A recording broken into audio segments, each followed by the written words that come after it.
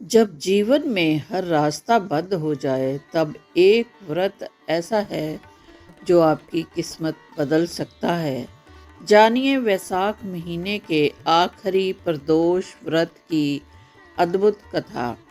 प्रदोष व्रत हर महीने त्रयोदशी तिथि को किया जाता है और यह भगवान शिव को समर्पित होता है। 28 अप्रैल 2026 को पड़ने वाला यह व्रत भीम प्रदोष व्रत कहलाता है।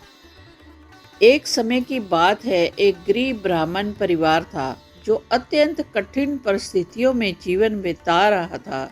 एक दिन एक ऋषि ने उसे प्रदोष व्रत का महत्व बताया। ब्राह्मण ने सच्चे मन से प्रदोष व्रत करना शुरू किया। कुछ समय में ही उसकी गरीबी दूर हो गई, घर में सुख शांति आ गई और जीवन पूरी तरह बदल गया। यह सब भगवान शिव की कृपा से संभव हुआ। कैसे रखते हैं प्रदोष व्रत? पूजा विधि: सुबह स्नान करके व्रत का संकल्प लें, दिन भर फलाहार रहें, सूर्य अस्त के बाद शिव की पूजा करें, शिव पर जल, दूध, बेलपत्र अर्पित करें, ओम नमः शिवाय मंत्र का जाप करें। प्रदोष व्रत के लाभ क्या हैं? कर्ज मुक्त, विवाह में बाधा दूर होती है और रोगों से छुटकारा होता है और धन और सफलता प्राप्त होती है। महत्वपूर्ण नियम जो कि प्रदोष काल व्रत रखते समय हमें करना चाहिए। प्रदोष काल में पूजा करना जरूरी है, मतलब कि शाम को, और क्रोध और नकारात्मकता सोच से दूर रहें। व्रत श्रद्धा और विश्वास से करें।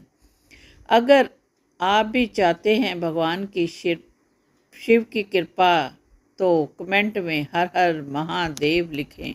आइए जानते हैं इससे जुड़ी एक और व्रत कथा जो कि शिव और पार्वती जी के साथ जुड़ी हुई है।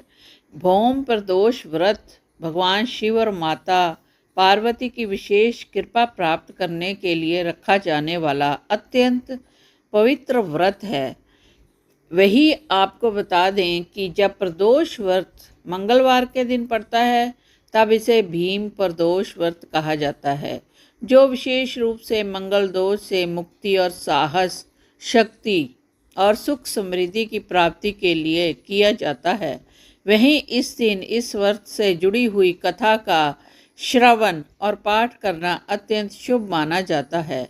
इस साल भौम प्रदोष व्रत 28 अप्रैल को रखा जाएगा। वही इस दिन योग भी बहुत बढ़िया बन रहा है जिसमें पूजा करने का तिगुना फल प्राप्त होता है। आइए जानते हैं व्रत कथा।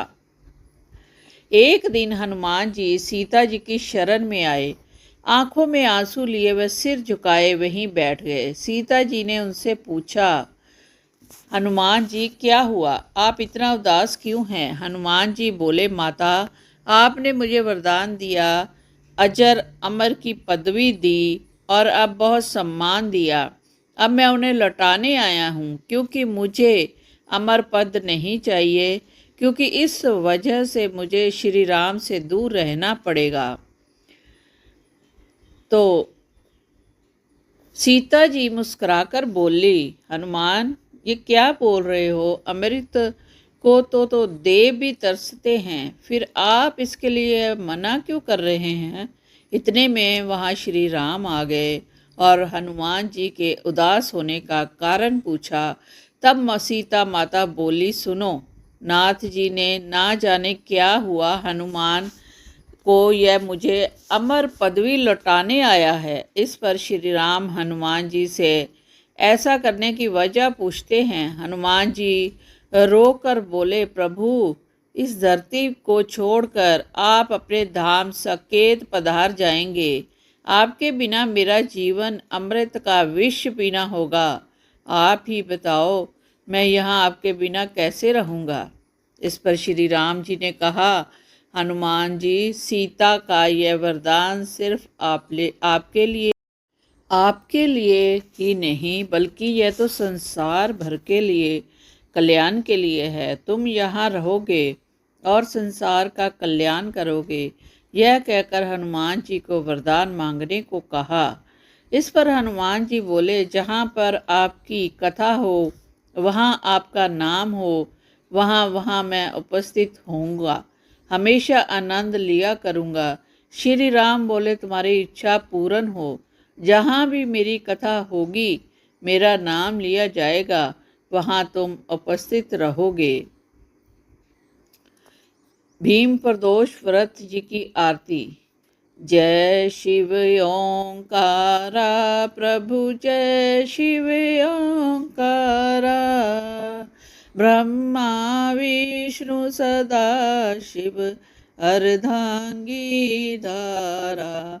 ओम जय शिव ओंकारा। एकानन चतुरानन पंचानन राजे। हंसासन गरुड़ासन वृषवाहन साजे। ओम जय शिव ओंकारा। अक्षमाला वनमाला अरुणमाला धारी। चंदन मृग मद सोहे, भाले शशिधारी। ओम जय शिव ओंकारा। दो भुज चार चतुर्भुज, 10 भुज अति सोहे। त्रिगण रूप निरखता, त्रिभुवन जन मोहे। ओम जय शिव ओंकारा। श्वेतांबर पीतांबर बाघांबर अंगे। सनकादिक ब्रह्मादिक भूतादिक संगे। ओम जय शिव ओंकारा। कर के मध्य कमंडल, चक्र त्रिशूल धरता। जग करता जग भरता, जग संहार करता। ओम जय शिव ओंकारा। ब्रह्मा विष्णु सदा शिव, जानत अविवेका। परन्वाक्षर के मध्य, ये तीनों एका। ओम जय शिव ओंकारा। काशी में विश्वनाथ विराजत, नंदी ब्रह्मचारी। नित्य उठ भोग लगावत, महिमा अति भारी।